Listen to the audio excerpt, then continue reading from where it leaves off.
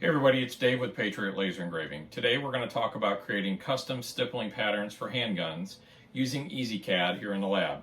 One of the things that I wanted to make sure that I emphasize is that this is not going to be a laser operation video. We're not going to be putting whatever we design onto the laser to burn that to see the final product. That's not what we're doing here. This is a teach a man to fish video so that you will understand how to create better graphics and how the plastic tool and other things that we've talked about in previous videos work to your advantage.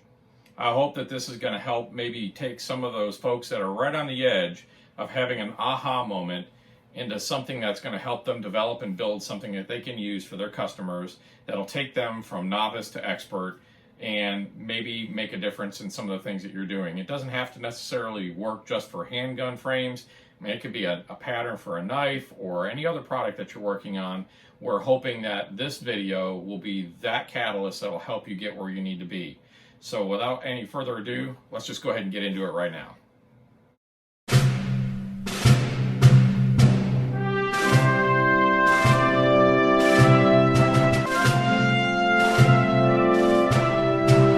Hey everybody, it's Dave with Patriot Laser Engraving. We're back. And we're going to talk a little bit about creating these stipple patterns for handgun frames. So first things first, I apologize for any background noise. I have my machine on so that I cannot be in demo mode. I'm going to go ahead and I'll open up a template that I've already got sized, and I want to talk about this a little bit. But before I do, really quick, keeping it to the point, this object list and property list, there's a lot of objects in here and I want to talk about those, but it's hard to kind of see what I'm talking about. So if you just left click and drag your object list to the right, it'll detach it and place it into another individual window so that you can see what you're doing. And I just size these columns over so that we can kind of see the labels we're talking about here. I'm going to move everything over and zoom out so that you can kind of see what we're looking at here. Obviously, a couple of items that I've imported, I'll talk about those, but this is my working space on a 110mm lens. But I'm going to zip over and talk a little bit about some work that you need to do as a designer, and this is what separates the men from the boys here, okay? If you want to have high quality graphics on your guns and you want to have repeatable results, it's very important that you spend the time to get everything sized up exactly the way you want it, okay? And then you group it. Have good naming conventions around what you're doing and understand how to move things around in the object list, okay? Here's a really good example of a really well organized EZCad project that I could reliably go to at any time and work with it. I want to talk a little bit about how I did this and why I've done it. All right, first thing is first, I can take any one of these objects, lay it under the laser, and I can light it, and it would lay on the slide perfectly and exactly where I want. This takes time. Make no mistake about it, these objects in the graphic inventory here have taken time to work out, okay? Doesn't come easy and it's not overnight. You do have to put some work into this. But you can see where I've got everything meticulously identified. And if you look at my inventory list, it says _ slide right serial number box. Here's the slide right end box or cap, right? Here's for the Glock logo on the left side, the model where you would find the word Austria and maybe the make, or caliber rather. All of this is done here so that I don't have to do the work later. What we're talking about is basically creating a stipple pattern. This would work if you're creating a pattern on a slide or on any of the back straps, anything that you're working on. This all applies here, okay? So what we're going to talk about specifically is around the frame. One of the last things I did is after I had sized everything, got it labeled, moved it out of the way, organized it on the left side, I created a text object, and basically all I did was just put some dashes in it, and I labeled it with some dashes, and it's the last item that I have here because anything, and I had saved it, so anything I have pasted below the divider line is going to go below that dash line, and I really don't want to make any changes, any adjustments, or anything to the template items that I'm working with. I'm going to copy from this and paste it onto there and work with a duplicate copy of everything I'm doing. If you wanted to have, let's say, the frame, I could either highlight it, or I can come up here and just click and then control click the frame inner and outer, control C, control V, and then I center it on my workspace. Well, what if I wanted the Glock cut out? You can't control C, control V it, and then center it again, because you're not really where you need to be. So the best thing is to know what you want to work with before you do it, and if you wanted to highlight all of it, take it all in one shot and paste it. This way you're not dealing with trying to realign anything after the fact. Okay, now you notice I've got up here in my templates, I have a frame inner, a frame outer, and a frame Glock logo, but down here I have a frame inner, a frame outer, and a frame Glock logo. Well, it's real clear to me which one I'm working with because it's below my dividing line, so there's no risk of me messing with my template if I stay below my dividing line. If this doesn't make sense, watch this video again until it does, okay? Because this really is important for you as you start tinkering around with layers inside your program to get your desired results. You don't want to be making adjustments to the frame inner in your template, because if you need it again, you can't just delete your canvas and start over, okay? You've messed with your template. So let's go ahead and zoom in. I'm going to get rid of the Glock logo. We don't border, we don't need it for this particular example. Now over here I did import an eagle's head, and when I imported this eagle's head, it was grouped together, and what I wanted was to have the outline of the eagle. So I highlighted the whole eagle and I ungrouped it until I had basically the outer section, which I'm going to hide, and then I had the inner section, which was ungrouped, and I grouped all of that and labeled it eagle inner, and then I had the outline I labeled eagle outer. Okay, so I'm going to take the eagle, I'm going to copy, paste, and center it, and I'm going to go back over to my workspace, and I'm going to move him right down here to where I think I might want it. Let's say here. Okay, now I've got in my working area a stipple pattern in my eagle pattern, okay, my eagle inner and outer. But what I want to do now is I want to make some sense of this. Now this is where I'm going back to some rudimentary labeling, and I did this purposely here so you can understand. And I've got a stipple pattern. Well, how do I know this eagle inner and outer is going with this one? Because it's below my dividing line. Well, that's simple. You need to come up with a naming convention that works for you, that you understand. So here I have my eagle outer. I'm basically going to just call this source eagle outer and source eagle inner, okay? And then my stipple pattern, I'm going to call it source stipple pattern. Now there's no mistake of what I'm working with here, okay? I can quickly go to, I want to hide the eagle inner, I'm just going to hide it just like that. Done. I need to hide the outer frame border. All right, very simple. I select it, I hide it. Done. Now what I want to do, that I've separated my area that I'm going to be inlaying, I want to group these two together. So I'm going to highlight them both, and I'm going to group them together with the group icon, and I'm going to basically label this now. I'm going to call it frame border group. And now I'm going to bring in my stipple pattern. I'm going to select it. I'm going to hit Control C, Control V. I'm going to center it. And now I'm going to just take away the word source. And now I know I have my stipple pattern here. And I've got my group. Now, if you've watched some of the previous videos that I've done, I have taught you about the plastic tool, which is a very, very powerful tool in EZCad.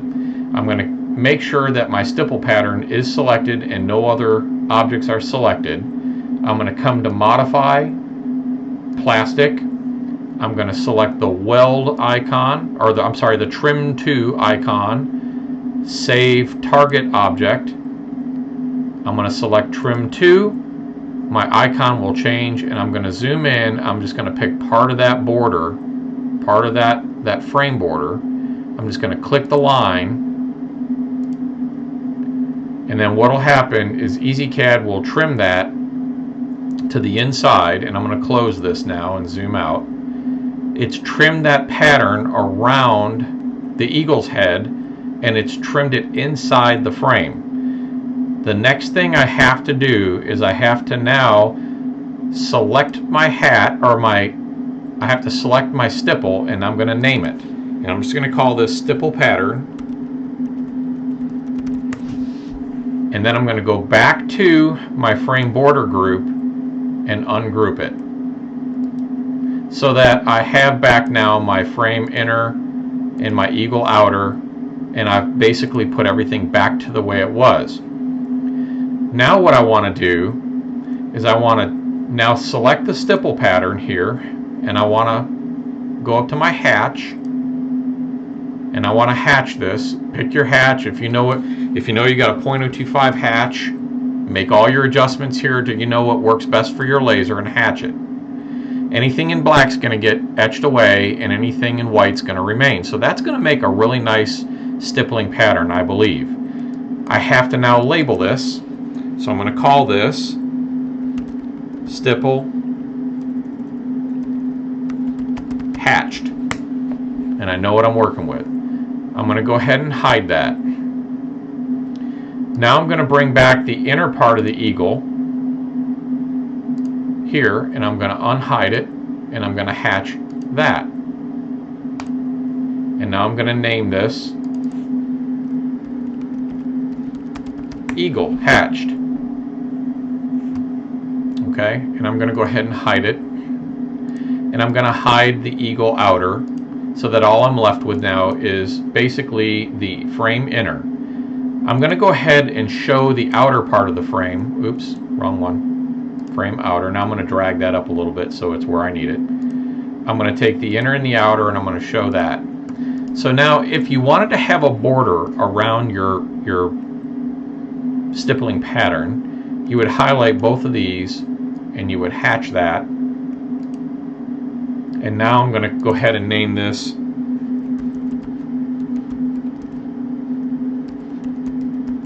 frame border hatched.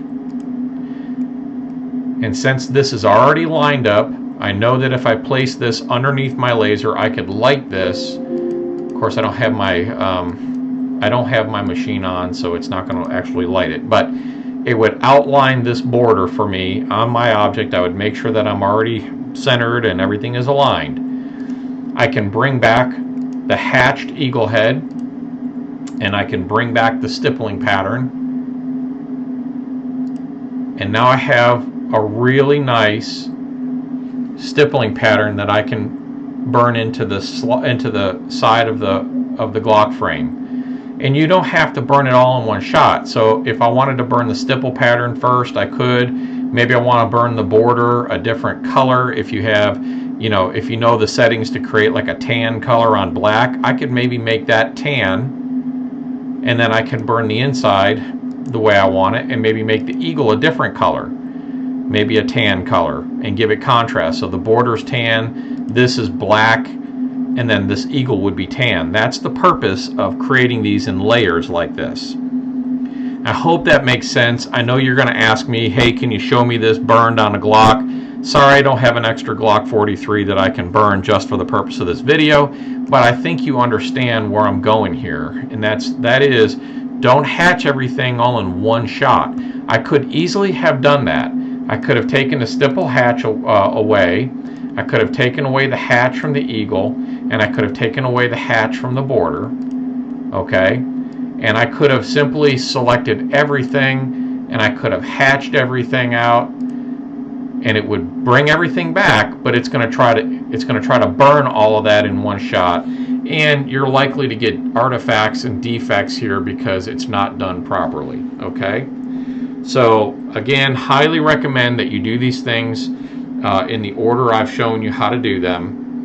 and you're going to have much greater results with how it's going to look and feel on your gun. Okay, and if I wanted to take this whole thing, I could highlight it all, and on a 43, all I have to do is just invert it, and I can burn the other side and walk away and be just as good.